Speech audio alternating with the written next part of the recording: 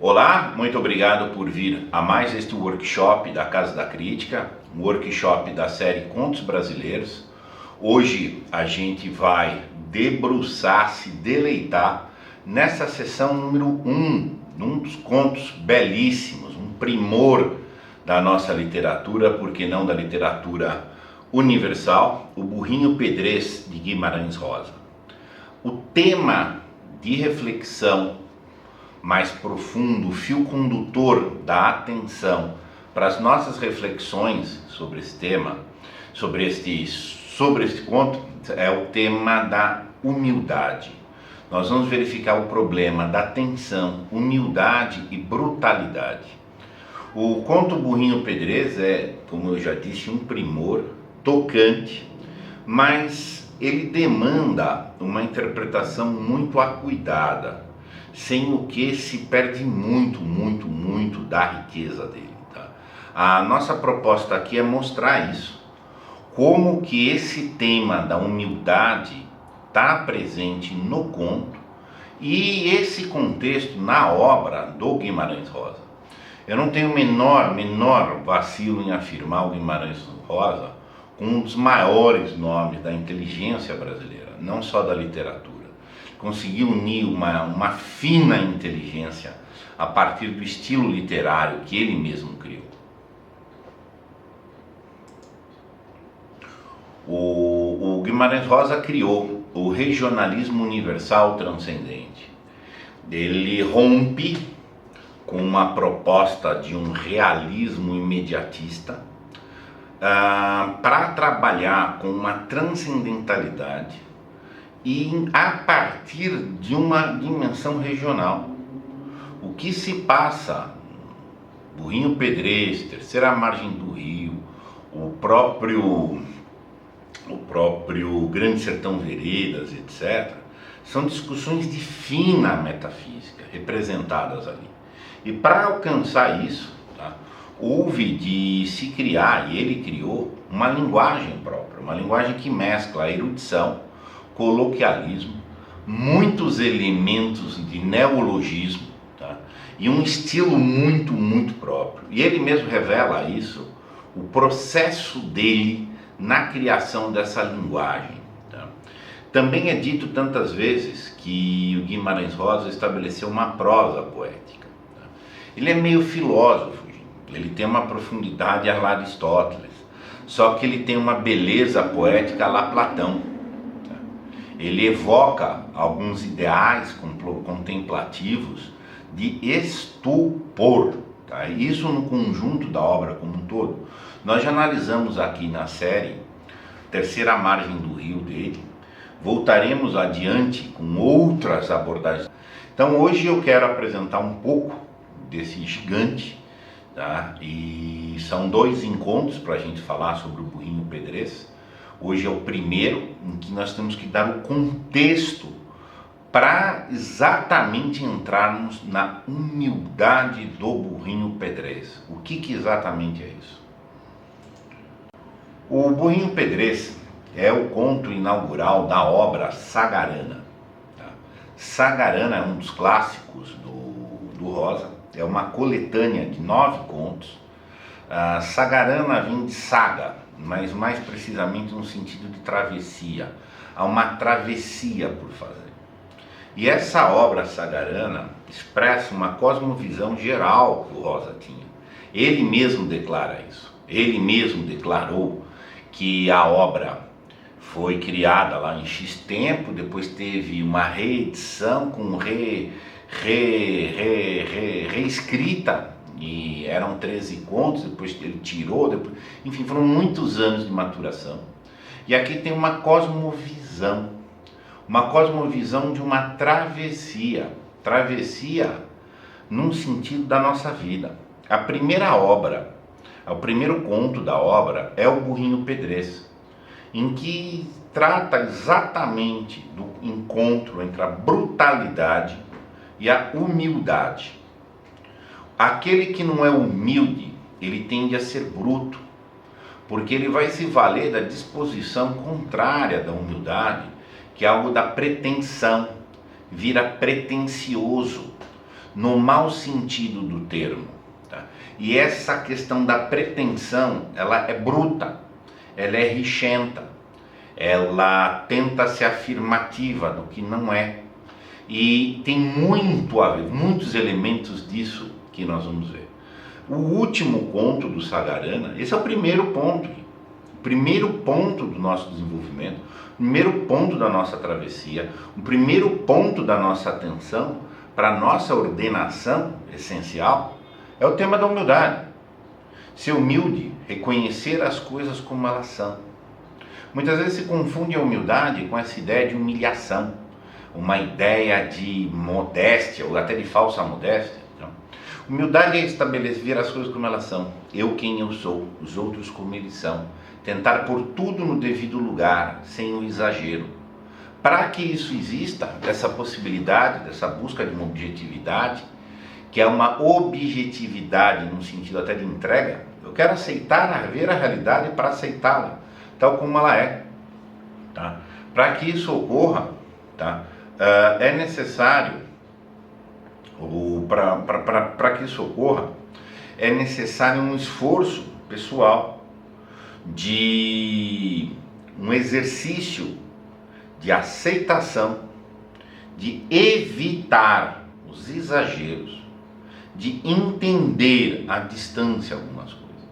Dessa etapa, e o nosso burrinho pedrez cumpria isso, nessa etapa que começa na progressão com a humildade, dentro do Sagarana, que é a grande cosmovisão dessa ordenação de vida, vai terminar com A Hora e a Vez, do Augusto Matarga, que vai tratar da redenção, que é um dos máximos nossos. Olha só então como há uma unidade entre todos os contos do Sagarana. Então, para que se bem entenda, aqui se inicia uma travessia. Não é meramente fortuito que a história do burrinho pedrez também é uma narrativa do próprio conto de uma travessia. E do que houve de sucesso, do que houve de malogro naquela travessia. Mas ela também está abrindo uma saga, cujo fim dessa travessia é a possibilidade da nossa redenção, lá no último conto. Então há uma unidade temática dentro do Sagarana. Isso é muito importante para entender o nosso conto. Cada qual dos contos tem um aspecto autônomo, independente, mas ele tem uma oxigenação aí orgânica, intra-orgânica, muito, muito importante aí também, tá? Não se esqueçam, o Rosa, cristão, altamente metafísico, grande perquiridor do problema do encontro do bem e do mal, grande questão que está dentro dele, é uma disputa dos afetos na superfície, mas o problema subjacente do encontro, do conflito, bem e o mal, e essas dificuldades. Então a gente vai ver tudo, bastante disso aqui, nesta obra em demais do Rosa. Tá? O burrinho pedrez se inspira num fato real, em que houve afogamento de 8 vaqueiros numa enchente, em alguma situação, dentro do sertão, que era do conhecimento do Guimarães Rosa. Tá? A dimensão de tensão que ocorre, como eu já falei algumas vezes aqui, é um problema da brutalidade geral. O que é a brutalidade geral? É a brutalidade da generalidade das pessoas, tá? Em contraste com a humildade pontual. São poucos os humildes. Esse conto quer salientar a humildade do burrinho pedrez, um ambiente de brutos. Eu lanço uma hipótese de interpretação que havia 2 humildes, o burrinho pedrez e o Major Saulo. Tá? Mas a gente vai ver isso daí um pouco para frente. Qual que é o contexto geral, tá? Em que da narrativa, do fluxo constante no conto? Havia uma movimentação de boiada do Major Saulo até a estação. Basicamente existia um problema em que havia, salvo engano, 460 bois que tinham que sair de uma X fazenda e ser levados até uma estação para serem embarcados num trem especial. Mais ou menos a trama começa com uma descrição do próprio burrinho pedrez, o estranhamento dele com os demais animais. Ele era apenas um burrinho, o mais simplório dos animais. Tinham cavalos mais nobres, cavalos menos nobres, tinham os bois têm gradações, os bois têm personalidade, há uma alocação de personalidades aos bois, feito a gente vai ver várias vezes aqui. Aí existem os vaqueiros, as pessoas dos ranchos, das fazendas, etc. O próprio Major Saulo, que tinha um secretário e tinha uma cachorra, com quem ele falava. É apresentada mais ou menos uma ordem de pessoas, tá? E que o burrinho era apenas um burrinho.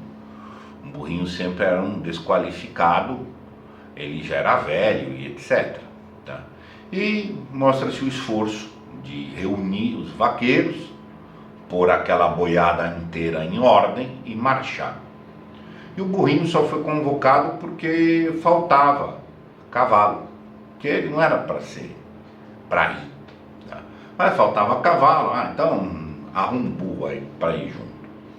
E enfim, aí acontece toda uma dinâmica em que vai acontecer a travessia. Não é uma fábula, ainda que os bois tenham personalidade, não se tratavam como fábulas, porque os diálogos são entre pessoas.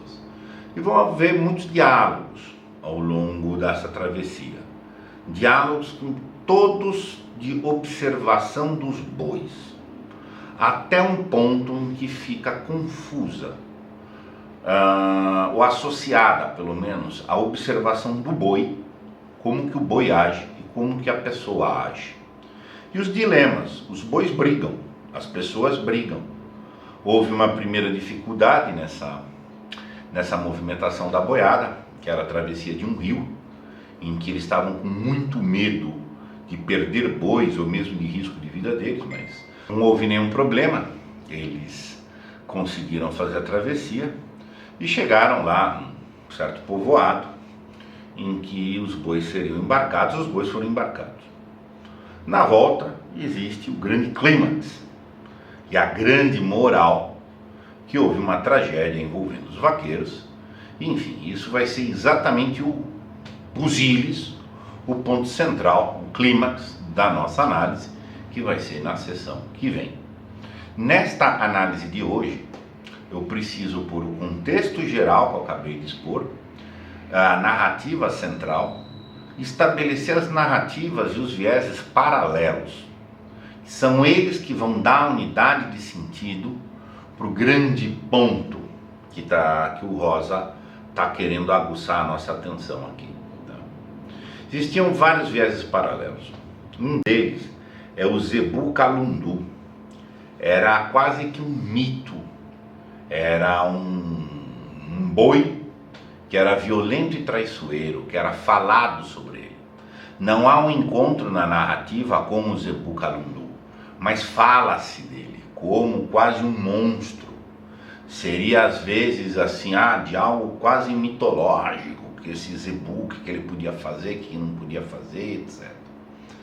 Tem uma rixa, um ódio declarado entre o Silvinho e o Badu.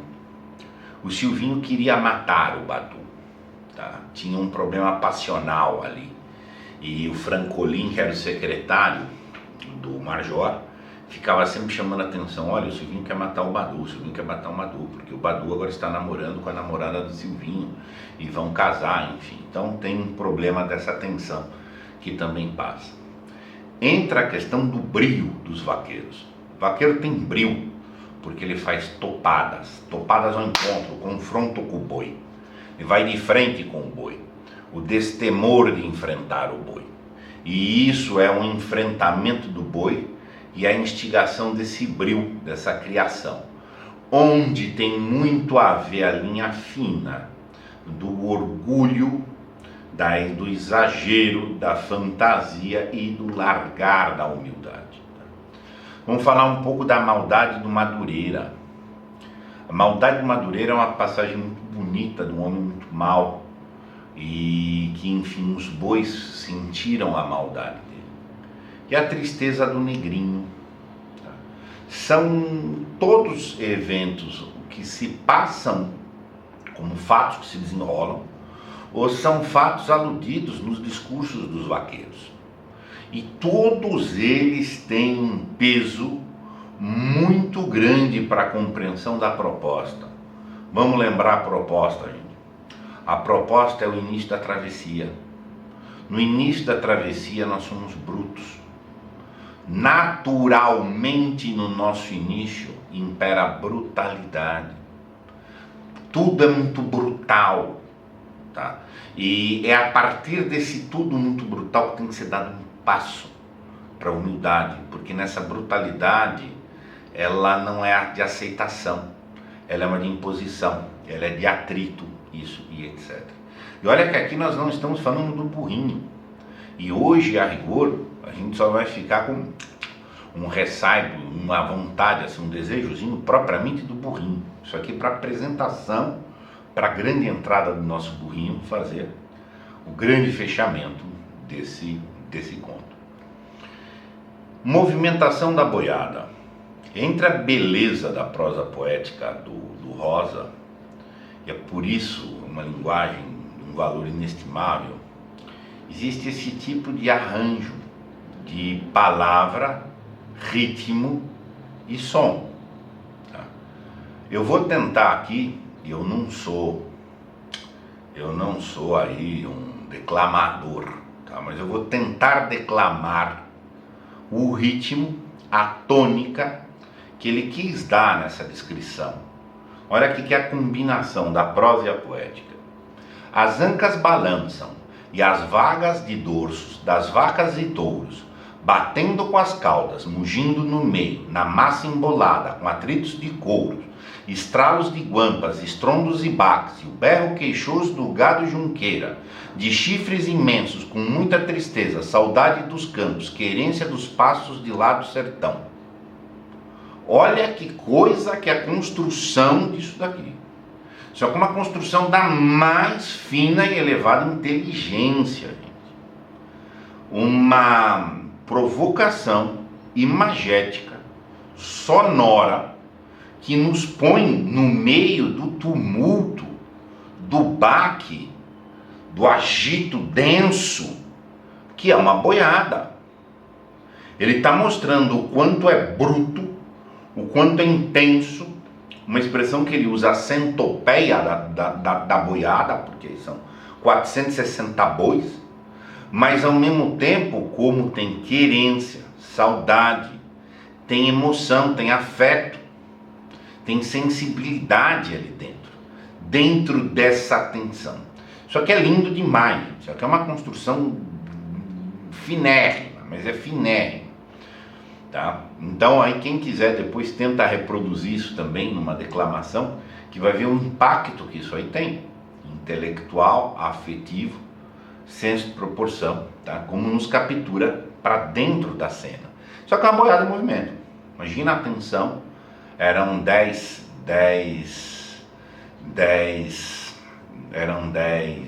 vaqueiros, tá? Luiz Amoroso. Guampa é um recipiente produzido a partir do chifre de boi, usado para tomar tereré. Pois é, eu tive que fazer um monte de estudo, guampa e outros apetrechos, porque ele usa esses apetrechos com muita precisão, de maneira muito acurada, tá? Ele nos põe naquele ambiente, vivazmente. Cada boi é um coração, um boi preto, um boi pintado, cada um tem sua cor. Cada coração, um jeito de mostrar o seu amor. Isso aqui é maravilhoso, gente. Isso é maravilhoso. Aqui está no jogo da passagem. Os brutos têm personalidade. Imagina o humano.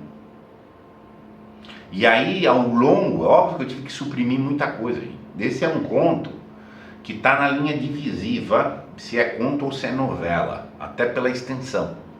Tem diversas teorias que dizem aí que um conto é conto se tiver 48 páginas. Acima de 48 páginas não é conto, é novela. Esse tem 47. tá? Não está na linha de visão da novela. Óbvio, não é o único critério, tá? Então é extenso, eu tive que reduzir muito, mas ao longo, há muitos exemplos, muitos exemplos, muitas passagens, muitas observações sobre os bois e o aspecto do caráter daqueles bois em específico. Esse é maldoso, aquele é bondoso, esse é isso, esse é aquilo, tal e etc.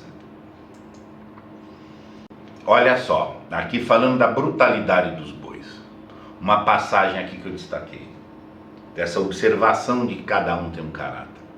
Olha, seu major, aquele laranjo agarrotado está só procurando beira de cerca, e o marruás crioulo, esse ali de cor de canela, do pelo arrepiado que assusta até com batido de rabo dos outros, pois eles dois hão de querer escapulir, e é um perigo os outros estourarem atrás.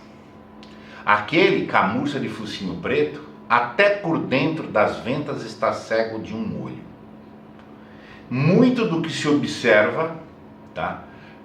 Muito do que se observa. Você vê aqui, eles vão observando o boi, os detalhes físicos, é muito rica a descrição física, mas eles penetram no estilo. O que eles estão morrendo de medo aqui? E isso é um medo que é constante. E é por isso que é o brio do vaqueiro. O vaqueiro tem que ser forte, ele tem que peitar o boi para não estourar. E se estourar, ele tem que conter. É uma lida com o boi. Tá? Olha só, aquele camurça de focinho preto está cego de um olho. Estará mesmo? A garanto. Olha agora, todos estão gostando de bater nele, na banda cega. Não chega no arraial sem estar muito machucado. E se a gente descuidar dele, a toinha, pega a querer pinchar para fora da estrada, do lado do olho-são. Aquela vaca moura também é maligna, está judiando com os outros, a traição. Olha aqui a fineza que foi afirmada. Cada boi tem um coração do bem e do mal. Aquele ali vai deflagrar um problema com os outros. Aquele está cego, por isso que batem nele. Os bois são maus. Mas tem uma vaca moura que também judia com a traição dos outros. Olha a observação dos vaqueiros, porque eles têm que gerir essa coisa como um todo, fazer esses bois chegar lá, sabe? O mexer com o lado tinhoso de cada boi. É um conhecimento de umas personalidades. Tem um comentário aqui da Valéria. Mais adiante essa sonoridade se repete, de forma que a canseira da viagem se percebe na boiada. Sim, perfeito, exatamente. Eu tive que fazer alguns cortes, tá?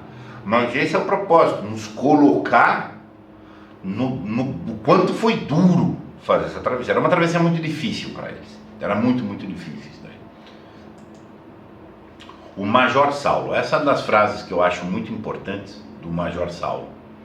O que eu entendo das pessoas foi com o traquejo dos bois que eu aprendi. É muito importante, e a gente percebe como o Major era um leitor do boi, era um leitor dos vaqueiros, era um leitor da problemática que acontecia com o pessoal dele. Vinha o Francolin, o fulano vai matar, o outro não vai matar, e isso aí vai administrando. Ele geria o próprio Francolin. O Francolin é um cara que serve bem, mas é um serviçal, que está dentro de tem uma autoridade, que o major dava, mas ele entende que é um cara que só fiscaliza, ele sabia ler os caráteres, tá? Ele era um pé no chão, digamos assim, por isso que ele era o cara que mandava, tá? E essa frase é muito relevante, ele deixa isso muito claro. Quando vão falar para ele como vai matar o outro, eu falei, não, talvez não mate, não se mataram. Mas isso eu falei. Daí ele tem uma passagem que ele vai fazer uma metáfora, você não conhece a vaca pela fachada da vaca, tá? E aí ele vai botar isso. O que eu entendo das pessoas foi o traquejo dos bois. Isso aqui é muito importante, isso aqui é muito importante. É o nosso lado bruto, que tem que ser entendido, tá?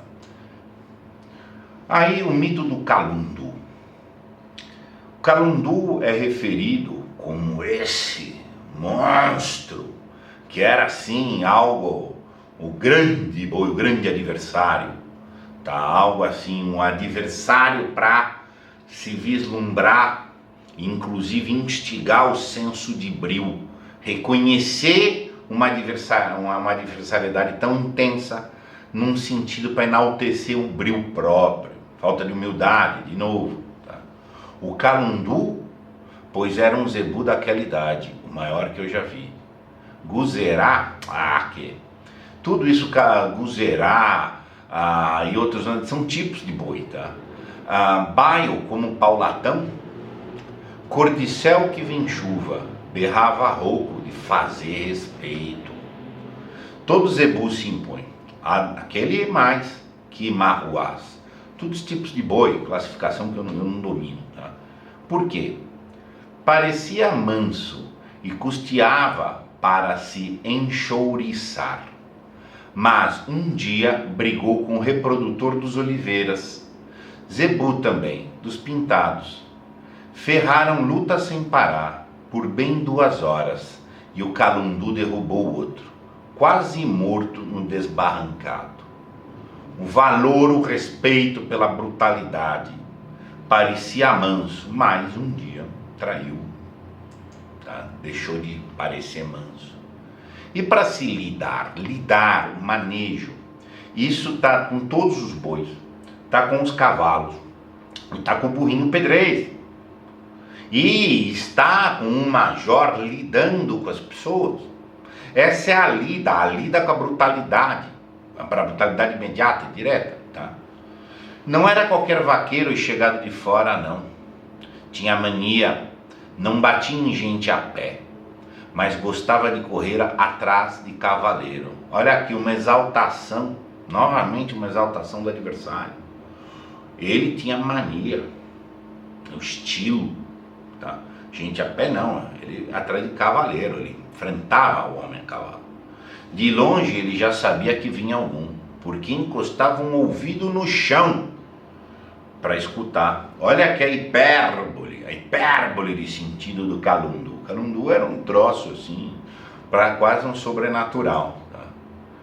Mas o Calundu cada vez ia ficando mais engerizado e mais maludo, ensaiando para ficar doido, chamando a onça para o largo e xingando todo nome feio que tem. Olha aqui a passagem já para uma simbólica, mítica, tá? Do Calundu. Já virou uma entidade, sabe assim, um capeta, sabe, o tinhoso, entendeu? Aquilo eu fui bobeando de espiar tanto para ele, como que nunca eu não tinha visto zebu tão grandalhão assim. A corcunda ia até lá embaixo no lombo e na volta passava do seu lugar dela e vinha por chapéu na testa do bichão, cruz, e até a lua começou a alumiar o Calundu mais do que as outras coisas, por respeito. Olha aqui que linguajar bonito, que linguajar novamente envolvente, evocativo de uma simbólica muito fina, de um dreno da exacerbação afetiva, que no limite tem tudo a ver com o nosso conto. Tá? Se você é bruto, se você não é humilde, você vai entrar em exacerbação. Tá? Essa é uma questão, e você vai inclusive exacerbar o adversário, o inimigo, tudo, porque você quer exacerbar a si. Tá? Essa é a questão. Aí, essa história, esse viés do Calundu, ele volta várias vezes, faz parte desse imaginário que vai sendo construído do vaqueiro. Mas aí existia um problema. Como eu já adiantei, tinha um interesse do Silvino, queria matar o Batu. Isso tinha sido cantado a bola para o Major, etc, enfim. Aí a coisa vai sendo repetida, outros vão dando recados, enfim. Mas isso a gente vai ver o desenrolar adiante. Só que houve uma outra passagem, novamente, que já envolve o Badu e o Silvino, mas novamente o lado da exortação do brio do vaqueiro, da brutalidade do boi, que é também a brutalidade deles. Estava lá acontecendo, provavelmente essa fala do major. Tá? Ara, o que é aquilo? Vaqueiro a cavalo e correndo com medo de boi? Anda manico, espera. O resto da boiada vai em passo cheio. Ei, o Badu vai topar. O que acontece? Viram que tinha um vaqueiro lá, temeroso, mas vamos esclarecer. Foi um momento, inclusive, uma pequena parada. O Badu vai topar o confronto do vaqueiro e do boi. E o que ia sendo e ia se vendo, olha que bonita essa construção também. O que ia sendo e ia se vendo era que belíssimo isso aqui, tá? É vivaz, é presente, nos instala na presença. Quando o Badu ouviu a algazarra e voltou o rosto, foi para ver Silvino vir, galope afoito, e se desviar só a poucos passos, deixando-o com o boi que vinha atrás. Olha essa explicação aqui, ela é muito sutil, tem que estar muito atento aqui. Alguém, provavelmente o major, viu lá, mas um cavaleiro fugindo do boi. Era a armação do Silvino, que instigou um boi a cavalo. O boi se irritou, foi pegar, ele corre com o cavalo, mas larga o boi para pegar o Badu. Sabe? Isso vai ficar claro depois, foi uma armação. Aí o Badu teve que topar o boi, que propriamente era uma tentativa de homicídio premeditado do Silvino. Olha a questão, o Poldro Pampa se espavoriu para fora da cena. Poldro Pampa era o cavalo que o Silvino estava. O Badu apanhou a vara. Aí ele ficou, colocaram a cilada para ele lá, colocaram ele na boca do leão, com uma expressão que a gente usa mais. Aí o Badu foi peitar na situação. O touro estacou, era zebuno e enorme. O vaqueiro a pé não lhe inspirava o menor respeito. Olha a questão, o atrito, a força, o bruto, o fraco é desrespeitado. Tá? Cresceu, sacudindo a cabeça, cocuruto e cachaço, como um sistema de torres superpostas. Encurtou-se, encolhendo os quartos dianteiros, inclinando a testa. Nós estamos até vendo o bichão crescer aqui, tá? E vê, e nem tempo de mudar 2 passos, obrigando a alterar, em pleno avanço, a mira do arremesso. Badu mal pôde quadrar-se, em guarda, a vara sustida como uma enxada, a mão esquerda 2 palmos da guilhada, e a direita bem lá atrás. Olha a cena, o Badu peitou, o Badu foi para o confronto, e era um confronto de um touro e um cara com uma vara. Tá? Põe pra lá, vaca velha, agora. Olha a briga. O ferrão toca o chanfro e resvala para a bochecha, por centímetros. Badu nega o corpo, descaindo de banda, evita chifre-choque, mas mesmo o raspão já era trompaço. Mal governou-se e quase caiu, enquanto o touro afunda adiante, sopraz num rufar de tambor. Você vê a dinâmica, a própria sonoridade também nos provoca para uma excitação. Tá quente, tá tenso, tá intenso, tá? É hora.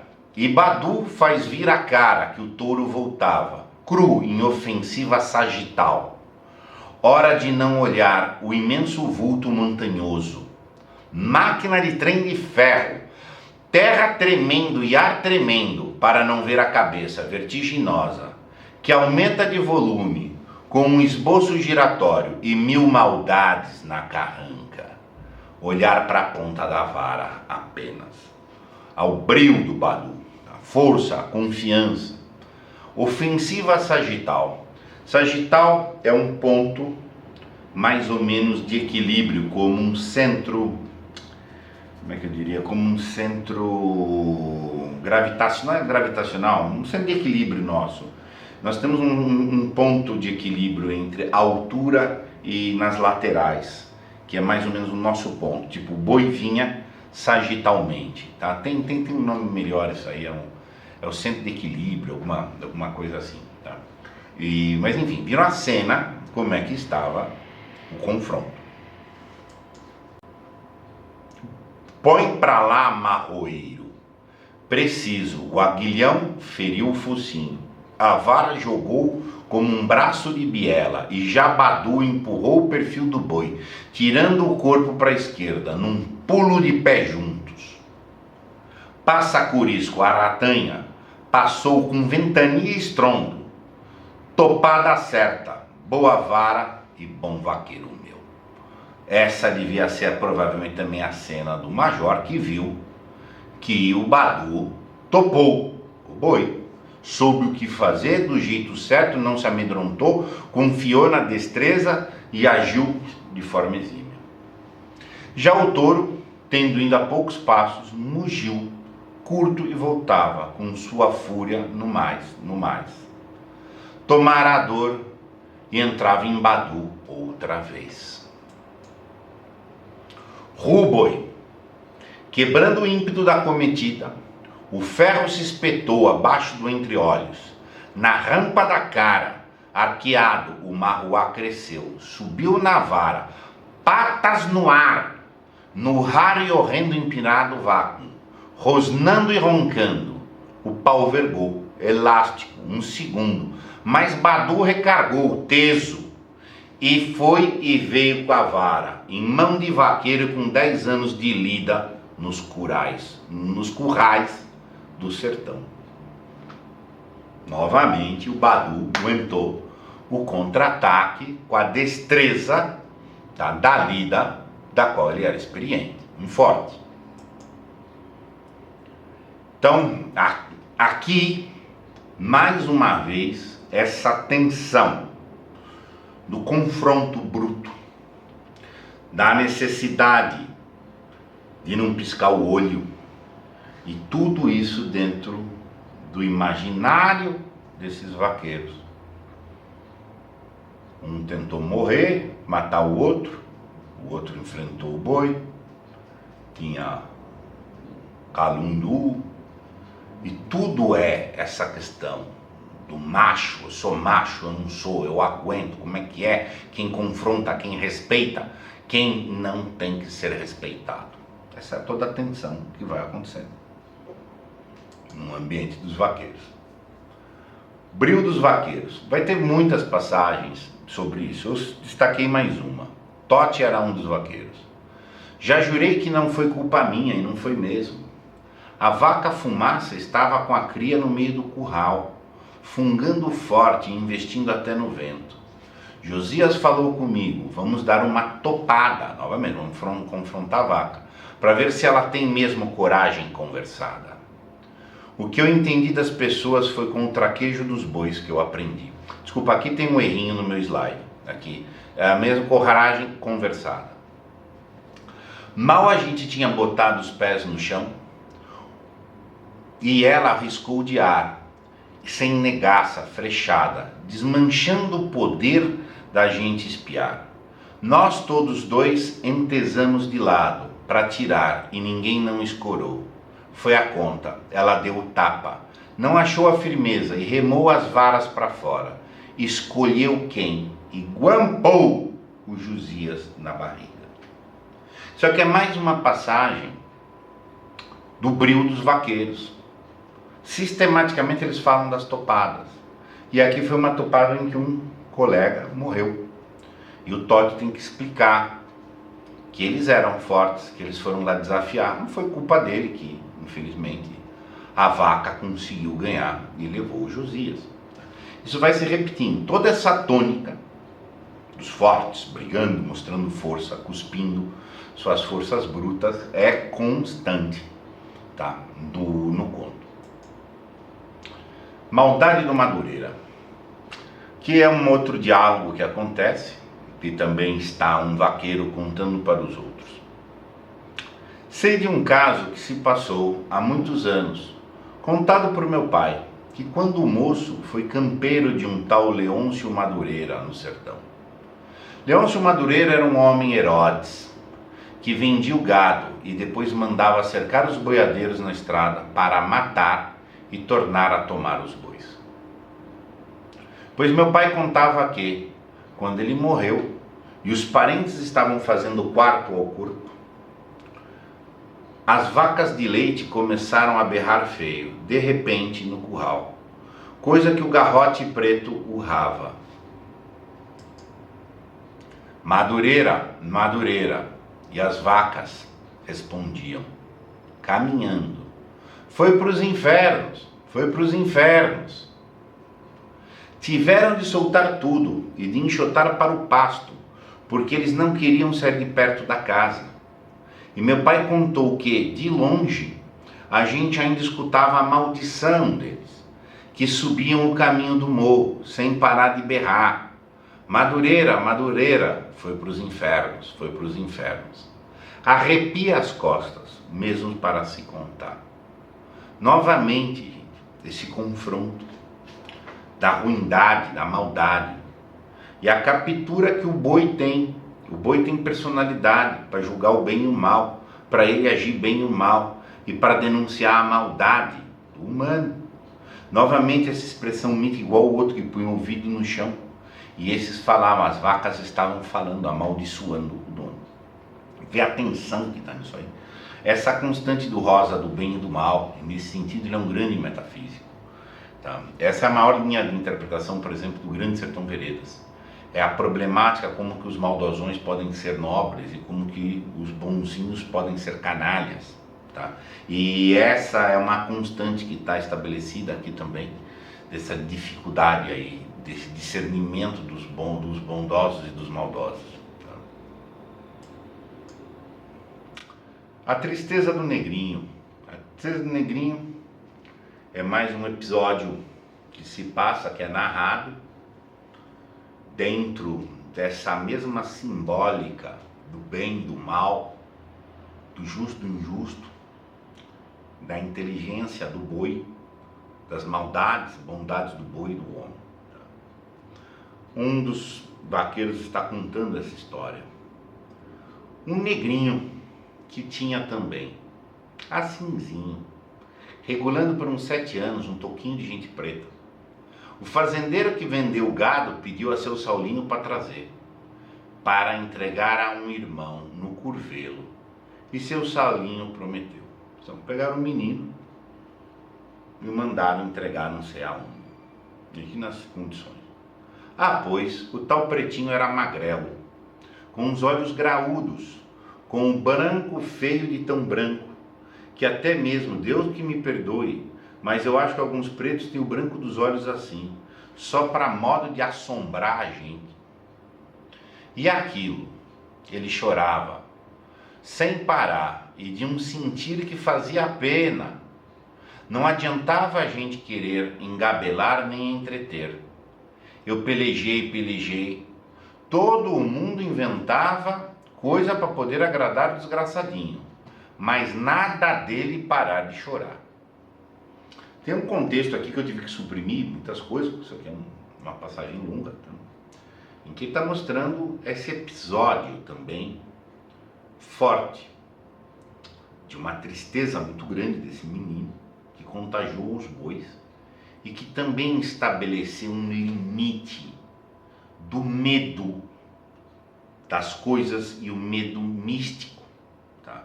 E uma coisa profunda. E o gado também vinha trotando triste, não querendo vir. Nunca vi gado para ter querência daquele jeito. Cada um caminhava um trecho, virava para trás e berrava comprido de vez em quando. Era uma campanha. A qualquer horinha a gente estava vendo que a boiada ia dar despedida e arribar. E era só seu Saulinho recomendando: abre o olho, meu povo, que eles estão com vontade de voltar. Querência é bem querer um lugar. Ah, o gado tinha querência. Querência E essa é uma expressão que usa muito no Rio Grande do Sul. A querência é o vínculo com a terra, é o vínculo com a origem. A origem é a minha querência. Então o gado tinha querência, ele estava sendo tirado para fora da querência. Era o mesmo problema do menino. O negrinho estava chorando, que ele queria voltar, tá? Ia querer voltar, mas ele estava sendo extirpado da querência. Tá? Isso estava contaminando o gado também, que também sentia a mesma dor do menino. Ai, seu mocinho bom, ai, seu mocinho bom, me deixa-se embora para trás, me deixa ir-se embora para trás. O apelo do negrinho pedindo para voltar. E por isso que ele estava tão triste. Bem que eu tinha pena, mas que é que eu podia fazer? Fiquei calado e deixei o pobrezinho ir gemendo.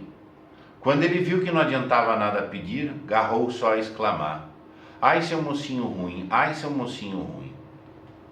Olha a atenção que foi colocada aqui. Foi posto o dilema moral, um drama afetivo e um dilema moral que o nosso vaqueiro assimilou.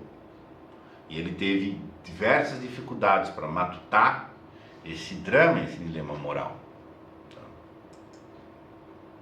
A tristeza do negrinho. Daí o negrinho chegou uma hora, ficaram vários dias, e chegou uma hora que ele começou a cantar: ninguém de mim tem compaixão. E diz que essa voz era horrivelmente bela. Faz essa tensão entre o horrível e a beleza, de tão aguda que seria para esse conflito aí sensitivo.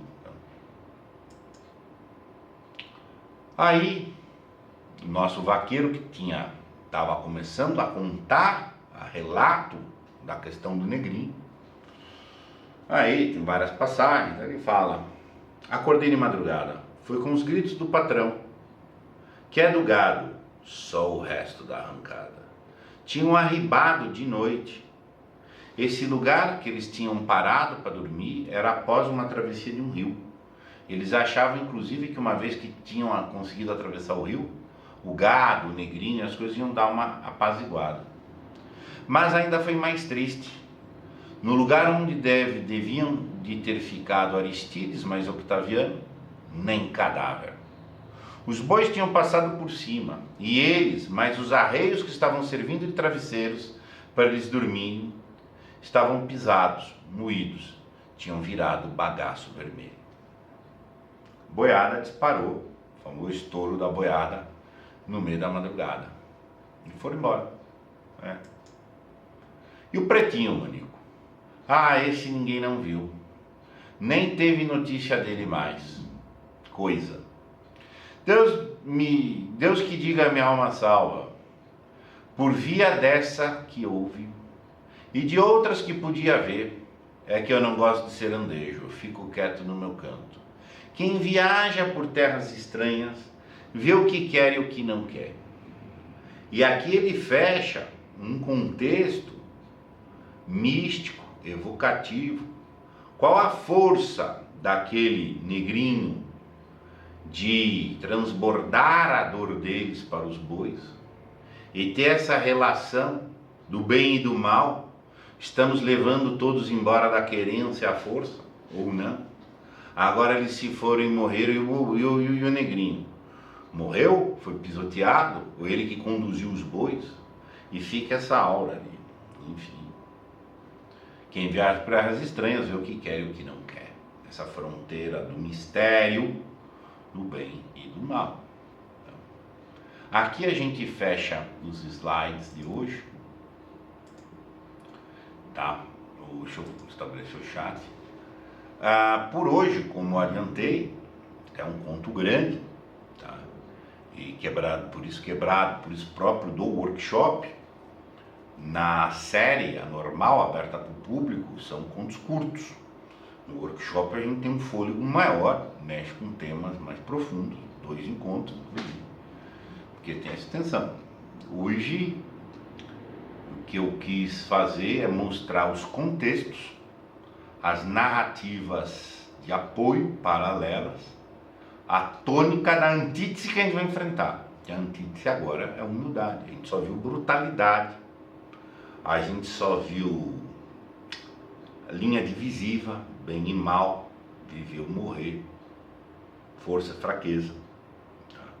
Mas não tinha ninguém absolutamente reto no sentido, na sua, fazendo, sem confrontar, sem exagerar, quem fica instigando o brilho.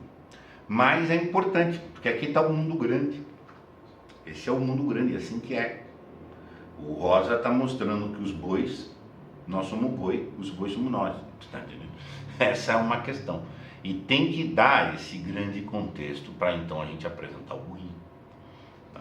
E, enfim, é belíssimo, belíssimo, muito bem escrito, muito tenaz, literatura de gente grandíssima, tá? Que nos põe na cena, nos dá uma dimensão de entendimento, nos dá uma dimensão de sensibilidade, tá? Sobre isso aí tudo. Não sei se vocês todos leram o conto, se não, é uma leitura que urge ler. Eu diria que é impossível ler esse conto. E se você entender o conto, você vai pegar o Sagarana inteiro para entender, tá? Muito recentemente eu trabalhei aqui para a Casa da Crítica com um escopo, não sei quem viu ou não que está aqui, sobre o problema da convivência humana. E nossa, todos os trabalhos que eu tinha feito com a convivência humana, você vai vendo aqui a convivência dos bois, a convivência nossa. Tem que exagerar, tem que criar esse misticismo, e aí o outro, tá? O bode expiatório tem aí, tem idolatria, tem bode expiatório, tem de tudo aí na conversa dos bois.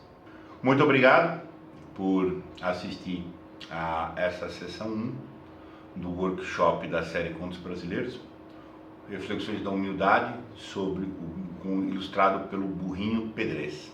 Tá? Você na sessão 2.